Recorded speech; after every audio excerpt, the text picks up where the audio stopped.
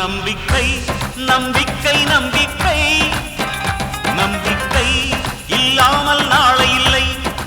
சிந்தாமணி, நான் வெளியே போக தான் போறேன். ஆனா கூடிய சீக்கிரத்துல நீ உள்ள போக வேண்டியது வரும். அத ஞாபகம் வச்சுக்கோ. என்ன பேசுற? நீ எதுக்கு பார்வதி அம்மா வீட்டுக்கு போன? யார் பார்வதி? சும்மா நடிக்காத சிந்தாமணி. நீ பார்வதி அம்மா வீட்டுக்கு போய் வசந்த உன்கிட்ட ஒப்படைக்க சொல்லி அவங்கள மிரட்டிட்டு வந்திருக்க. அது எனக்கு தெரியாதுன்னு நினைக்காத. உனக்கு எப்படி தெரியும்? தெரியும், எனக்கு மட்டும் இல்ல, எல்லாருக்குமே தெரியும். உன் சதி வேலைகள் எல்லாம் ஒன்னொன்னா வெளியே வந்துட்டு இருக்கு சிந்தாமணி. இனிமே நீ எதையுமே எங்க கிட்ட இருந்து மறைக்க முடியாது. உண்மைகளை நீயா ஒத்துக்கலன்னா உன்கிட்ட இருந்து அதை எப்படி வரவழைக்கிறதுன்னு எங்களுக்கு தெரியும். என்னடி மிரட்டுறியா? ஆமா, மிரட்டுறேன். உன் உருட்டலுக்கும் மிரட்டலுக்கும் பயந்து அழுதுட்டு இருந்த ஜெயந்தி இப்போ முன்னாடி நிக்கல சிந்தாமணி. ஏய், அளவுக்கு மீறி பேசுன, இந்த இடத்தை விட்டு உயிரோட போக மாட்டேன். இப்படி நியாயம் கேட்க வந்த என் புருஷனை நீ என்ன செஞ்ச? என்ன வளர்ற? நான் வளரல சிந்தாமணி. என் புருஷனை நீ என்னமோ செஞ்சுட்ட. அதே உருவ ஒற்றுமையில ராஜா கிடைச்சதும் அவரை வச்சு என்னையும் நந்தினியும் நீ பழி வாங்கணும்னு நினைச்ச. ஆரம்பத்துல ராஜா பணத்தாசை புடிச்சு ஒரு அயோக்கியனாவும் உன் கையாளவும் தான் இருந்தாரு. ஆனா என்னைக்கு வசந்த் வேஷம் போட ஆரம்பிச்சாரோ அப்பத்துல இருந்து அவரால் தப்பு பண்ண முடியல. ஓஹோ, வசந்தா மாதிரி உன் கூட வாழ ஆரம்பிச்சிட்டானா? சிந்தாமணி, என்ன பேச்சு பேசுற நீ? ஒரு பொம்பளையா பிறந்துட்டு இன்னொரு பொண்ணு கிட்ட இப்படி எல்லாம் பேசுறதுக்கு உனக்கு வெக்கமா இல்ல? நீயே ஒரு தாய் தானே, ஒரு பொண்ணை தானே பெத்து எடுத்திருக்க. நீ இந்த மாதிரி கேவலமா பேசுறதுனாலயும் நினைக்கிறதுனாலயும் தான் உன் பொண்ணோட வாழ்க்கை இப்படி நூல இருந்த பட்ட மாதிரி ஆயிருக்கு. வாய மூடு. என் பொண்ணை பத்தி பேசுறதுக்கு நீ யாரு? பேசுவேன். பூ மாதிரி மனசுல எங்க அண்ணனோட வாழ்க்கையில உன் மக மூலமா புயல் அடிக்க வச்சது நீ தானே. என் மாமியார் விசாலம்மா வாழ்க்கையை கெடுத்து இன்னைக்கும் அவங்கள கண்ணீர் விட வைக்கிறது நீ தானே. அன்னைக்கு அவங்களோட புருஷனை பறிச்ச, இன்னைக்கு அவங்களோட புள்ளைய பறிச்சிட்ட. சொல்லு, என் புருஷன் எங்க? வசந்த் எங்கன்னு எனக்கு தெரியாது. அப்படி தெரிஞ்சா பார்வதி வீட்டுக்கு போய் வசந்த என்கிட்ட ஒப்படைங்கன்னு நான் இதுக்கு கேட்கணும்? சிந்தாமணி, உன்னையும் அறியாம உண்மை எல்லாம் உன் வாயிலிருந்தே வெளியே வருதா? ஆமா, பார்வதி வீட்டுக்கு போய் வசந்த என்கிட்ட ஒப்படைங்கன்னு கேட்டேன். அதுக்கு என்ன இப்போ? ஏன் வசந்த உன்கிட்ட ஒப்படைக்க சொல்லி கேட்ட? அது வந்து எனக்கு தெரியும் சிந்தாமணி. எங்க யார் கண்ணையும் படுறதுக்கு முன்னாடி வசந்த் உன்கிட்ட வந்துடணும்னு நீ நினைக்கிற. எங்க கிட்ட மாட்டினா எங்க உண்மையெல்லாம் வெளியே வந்துருமோன்னு உனக்கு பயம். அதனாலதான் பார்வதி அம்மா வீட்டுக்கு போய் அவங்கள மிரட்டிட்டு வந்திருக்க. இல்ல இல்ல, 1000 தான் இருந்தாலும் வசந்த் ஏன் புள்ள, அதனாலதான் அவனை தேடின. ஓ, நீ அவரை 10 மாசம் சுமந்து பெத்தியா? அப்படி சுமந்து பெத்திருந்தா அவரை நீ எதுவும் செஞ்சிருக்க மாட்ட. நீ இப்படி எல்லாம் அநியாயம் பண்றதுனாலதான் நீ சுமந்து பெத்த பொண்ணு அவ சுமக்க வேண்டியது சுமக்காம சுமக்க கூடாததெல்லாம் சுமந்துட்டு நிக்கிறா. என்ன வளர்ற? உனக்கு என்ன பைத்தியம் முடிச்சிருச்சா? இல்ல சிந்தாமணி, இப்பதான் புடிச்ச பைத்தியம் தெளிஞ்சிருக்கு. பாசம் மரியாதை பண்புன்னு இத்தனை நாளா உனக்கு கட்டுப்பட்டு இருந்தனே, அந்த பைத்தியம் தெளிஞ்சிருச்சு. சிந்தாமணி, நீ என் புருஷனை என்னமோ செஞ்சிருக்க. ஆனா ஆண்டவன் புண்ணியத்துல அவரு உன்கிட்ட இருந்து தப்பிச்சு இன்னைக்கு எங்கேயோ நல்லா இருக்காரு. ஆனா என்ன, தண்ணியே மறந்த நிலையில இருக்காரு. எப்படி எப்படி இது நடந்துச்சு? என் புருஷனை நீ என்ன செஞ்ச?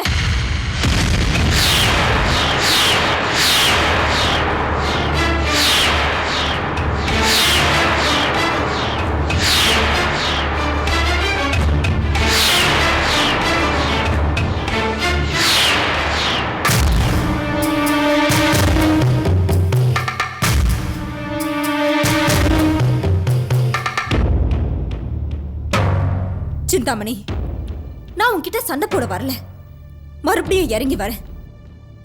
எங்களுக்கு இந்த சொத்த சுகம் எதுவுமே தேவையில்லை. என் புருஷனை நீ என்ன செஞ்ச? தயவு செஞ்சு அதை மட்டும் சொல்லிடு. முதல்ல ஆவேசப்பட்ட, இப்போ கெஞ்ச ஆரம்பிச்சிட்டியா?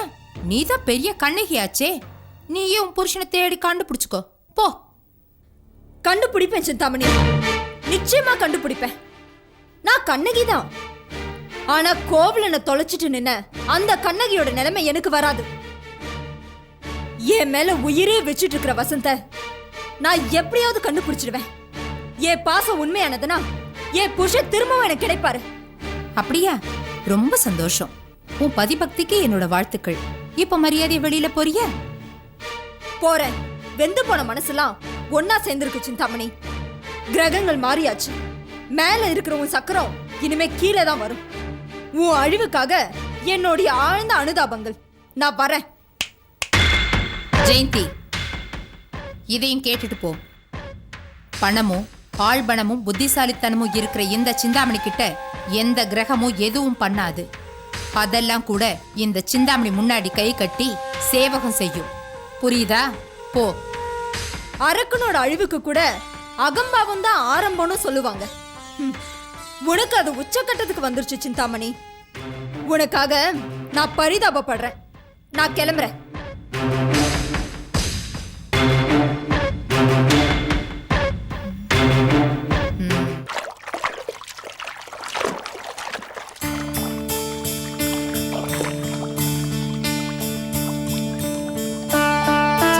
குட்டியாது, அம்மாவோட செல்ல குட்டியாது. ஏமா ஜானகி, இன்னும் நீ சாப்பிடலையா? குழந்தை சாப்பிட்டுமா, அப்புறமா சாப்பிடுறேன். அவன் இப்பதானமா எந்திரிச்சான். இதுக்கு முன்னாடி நீ சாப்பிட்டுருக்கலாமே. அம்மா, அக்கா சாப்பிடாததுக்கு அதுல காரணம். அத்தா வந்து சாப்பிட்டதுக்கு அப்புறம் தான் அக்கா சாப்பிடும் போல இருக்கு. ஆமாண்டி, நீயும் கல்யாணம் பண்ணி பாரு, அப்ப தெரியும். என்னையும் இப்பவே கல்யாணம் பண்ணிட்டு வீட்டோட அடைஞ்சு கிடக்க சொல்றியா? கொஞ்ச நாள் ஹாயா வேலைக்கு போயிட்டு லைஃப்ல செட்டில் ஆயிட்டு அப்புறம் தான் கல்யாணம் பண்ணிக்க போறேன். வயசு பொண்ணை வீட்டுல வச்சிருக்கிறது வயித்துல நெருப்பு கட்டிக்கிட்டு இருக்கிற மாதிரி. உனக்கு சீக்கிரம் கல்யாணம் ஆகணும்னு கோயிலா போய் வேண்டிக்கிட்டு இருக்கேன். நீ என்னடானா கல்யாணமே வேண்டாங்கிறியே? நீங்க நினைக்கிற மாதிரி என்ன அவ்வளவு சீக்கிரம் பேக் பண்ணி அனுப்ப முடியாது. என்ன அக்காவும் தங்கச்சியும் ஏதோ காரசாரமா சண்டை போட்டுக்கிட்டு இருக்கீங்க? அதுகளுக்கு என்ன மாப்பிள, இது எப்பவும் நடக்கிறது தான். நேர்ல பார்த்தா ஒருத்திக்கு ஒருத்தி அடிச்சுக்குவாளுங்க. வீட்டுல ஏதாவது பிரச்சனைனா பதறி போயிடுவாளுங்க. இவளுக்கு கல்யாணமே வேண்டாங்கிறா. அத பத்தி தான் இப்ப பஞ்சாயத்து நடந்துகிட்டு இருக்கு. ஏய் கல்பனா, உங்க அக்காவும் கல்யாணத்துக்கு முன்னால இதே தான் சொல்லிட்டு இருந்தா. போகத்தா. ஐயோ அம்மா, அவ என்னதான் வேண்டான்னு சொன்னாலும் இப்ப ஒரு நல்ல வேலையில இருக்கா. சீக்கிரமே நல்ல மாப்பிள்ளைய பார்த்து கல்யாணம் பண்ணி வைக்க வேண்டியது நம்ம பொறுப்பு. என்னமோ சாந்தி, இதெல்லாம் உன் தம்பி இருந்து நடத்தி வைக்கணும். அதுக்குதான் அவனுக்கு கொடுத்து வைக்கலையே. இனிமே இந்த பொறுப்பெல்லாம் மாப்பிள்ள தான் ஏத்துக்கணும். கவலைப்படாதீங்க அத்தை, எல்லாத்தையும் நான் பாத்துக்கிறேன்.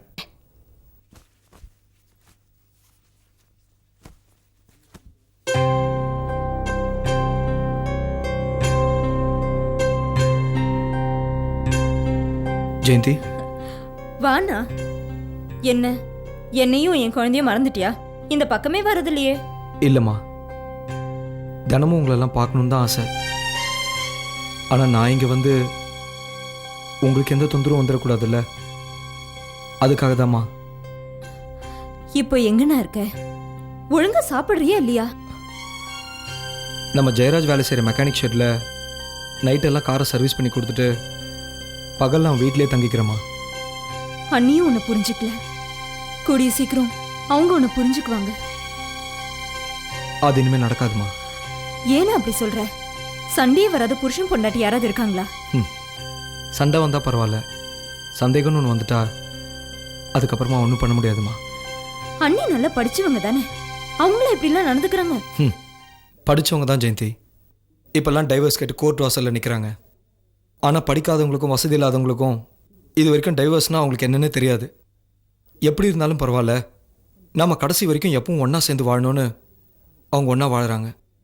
ஆனால் அந்த பணமும் படிப்பும் தான் இப்போல்லாம் மனுஷனை போட்டு வாட்டுது. அண்ணி நல்லா தானே இருந்தாங்க, நடுவில் தான் மாறிட்டாங்க. உண்மைதாம்மா, அதான் சிந்தாமணிக்கு பிடிக்கல. நாங்கள் சேரக்கூடாது, எங்கள் 2 பேரும் எப்படியாவது பிரித்து வைக்கணும்னு நினச்சாங்க.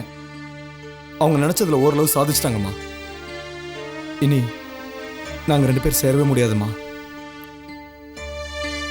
நீ அப்படின்னா சொல்லாதுண்ணா.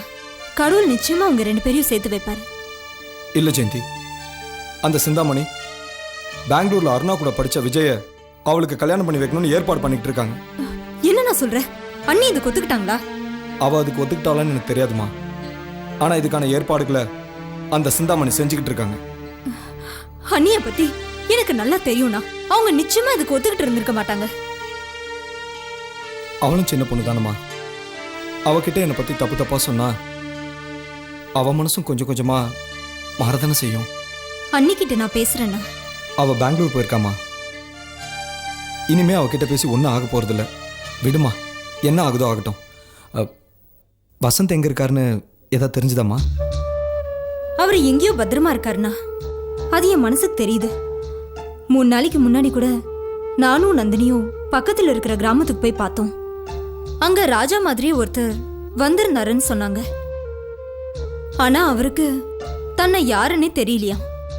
நாங்க போய் பார்க்கும்போது அவர் அந்த கிராமத்திலேயே இல்லை. தான் யாருன்னே தெரியாத அளவுக்கு அவருக்கு அப்படி என்னமாச்சு? அதானா தெரியல. அப்படின்னா அங்கே இருக்கிறது வசந்தா தான் இருக்க முடியும்னு எப்படி அவ்வளோ தெளிவாக சொல்கிற ஜெயந்தி? கிராமத்துல ஒரு அம்மா அவரை கோயில பார்த்து தான் வீட்டுக்கு கூட்டிட்டு போயிருக்காங்க. அது வேற யாரும் இல்ல, ராஜாவோட அம்மா தான். இவரை ராஜான்னு நினைச்சு அவங்க அவரை கவனிச்சிருக்காங்க. என்னம்மா அது? உன் வாழ்க்கையில் எவ்வளோ சிக்கலா? ஜெயந்தி, நீங்கள் எங்கே போனீங்கன்னு சொன்னால் நானும் அந்த ஊரில் போய் தேடி பார்க்குறேம்மா. வேண்டாண்ணா, அங்க நானும் நந்தினியும் போயிட்டு வந்திருக்கோன்னு தெரிஞ்ச உடனே சிந்தாமணியும் போய் பார்த்திருக்காங்க.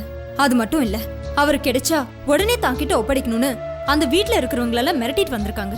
அப்படின்னா வசந்த் காணாமல் போனதில் சிந்தாமணிக்கு ஏதோ தொடர்பு இருக்குன்னு எனக்கு நல்லா தெரியுதுமா. கண்டிப்பாக நாங்கள் போயே ஆகணும்.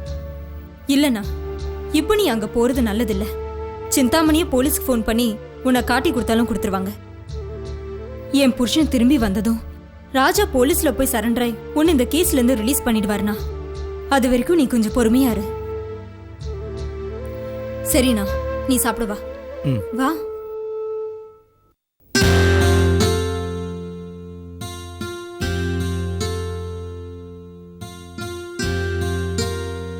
நீங்க சொல்றதெல்லாம் பார்த்தா இங்க வந்துட்டு போனது என் மகன் வசந்தா தான் இருக்கும்னு நான் நினைக்கிறேன். அந்த நம்பிக்கையில தான் நந்தினியும் ஜெயந்தியும் இங்க வந்திருந்தாங்க. ஆனா அதுக்கு முன்னாடி அந்த தம்பியை காணோம். தனியே அவர் கடையாளம் தெரியலன்னு சொன்னாரு.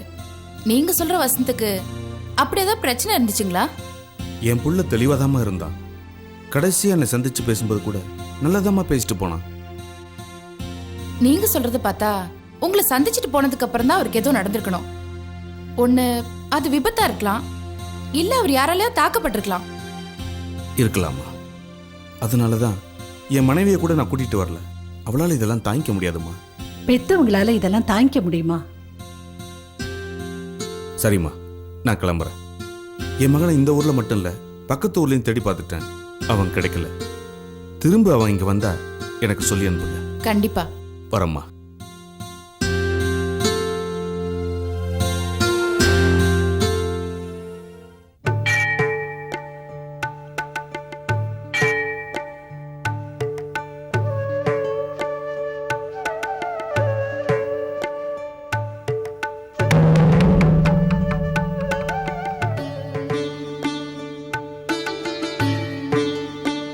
பிரகாரம் சுத்தலாம்.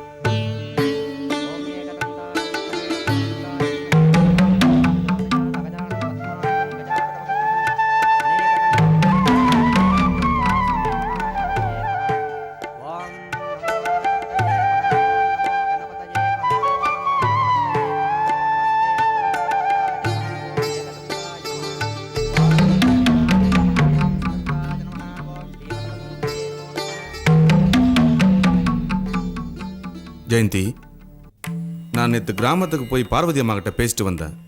நம்ம வசந்த் தான் அங்க இருந்திருக்கான்னு தெரியுது. என் புள்ள பத்திரமா இருக்கான்னு நான் சந்தோஷப்பட்டாலும் வசந்துக்கு தண்ணியே அடையாளம் தெரியலன்னு சொன்னதை கேட்டதுல இருந்து என் மனசே சரியில்லைங்க. என் பிள்ளைக்கு ஏன் இப்படி ஒரு நிலைமை வரணும்? வருத்தப்படாதீங்க அத்தை. கஷ்டப்படுறதுக்குன்னே நம்மள மாதிரி பெண் ஜென்மங்களை ஆண்டவன் படிச்சுட்டாரு போல இருக்கு. அப்படி பேசாத ஜெயந்தி. நான் உயிரோடு இருக்கிற வரைக்கும் உங்களை நான் அப்படி விட்டுட மாட்டேன். வசந்த் எங்க இருந்தாலும் தேடி கண்டுபிடிப்பேன். அவன் எந்த நிலையில இருந்தாலும் அவனை கண்டிப்பா குணப்படுத்துவோம்மா. இன்னையிலேருந்து வசந்த் தேடி கண்டுபிடிக்கிறதா என் முத வேலை. நம்ம குடும்பத்துக்கு தான் இந்த மாதிரி தொடர்ந்து சோதனைகள் வந்துட்டு இருக்கு. நம்ம யாருக்கு என்ன பாவம் செஞ்சோமாமா? கஷ்டங்கள் தீர பொட்டம்மாவை போய் பாரு, பொட்டம்மாவை போய் பாரு.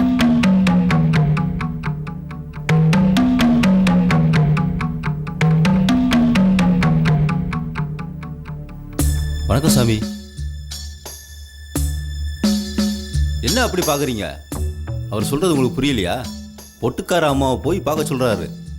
இவர் யாருன்னு கேட்குறீங்களா? இந்த கோயிலில் பைத்தியமாக அலைஞ்சிக்கிட்டு இருந்தார். அந்த பொட்டுக்கார அம்மாவுடைய அருளால் இன்னைக்கு பெரிய யோகியாக இருக்கார். போகிற போக்கில் ஏதாவது சொல்லிட்டு போவார். அவர் சொல்கிறது அப்படியே பலிக்குமா? யார் அந்த பொட்டுக்கார அம்மா? மாளிகையிலும் இருப்பாங்க, மண் குடிசையிலும் இருப்பாங்க. மனம் விரும்பி கூப்பிட்டா உங்கள் முன்னாடியே வந்து நிற்பாங்க. ஐயா, அந்த பொட்டுக்கார அம்மாவை நாங்களும் பார்க்கணும். எங்கே போனால் அவங்கள பார்க்கலாம்? பாளையத்தம்மன் கோயிலில் தான் இருப்பாங்க. ஆனால் ஒரே கோயிலில் இருக்க மாட்டாங்க. கோயில் கோயிலாக போயிட்டு வருவாங்க. உங்களுக்கு கொடுப்புன்னு இருந்தால் நீங்கள் போகிறப்போ பார்க்கலாம். அப்போ நான் வர்றேன். வாங்க.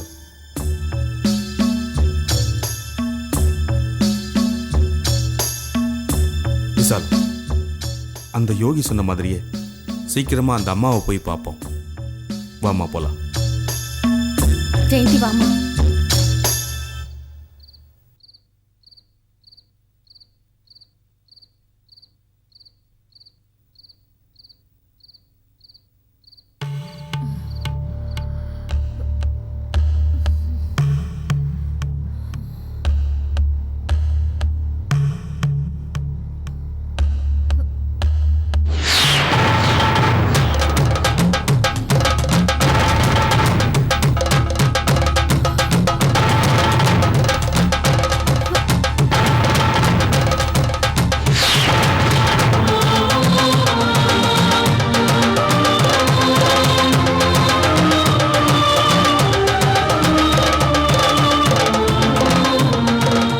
ஜூன் 5 குரு மாறுச்சு. ஜூன் 23 சனி மாறுச்சு. கிரகங்கள் கூட வருஷத்துக்கு வருஷம்தான் மாறுது. ஆனா இந்த மனுஷங்க மனசு நிமிஷத்துக்கு நிமிஷம் மாறுதே.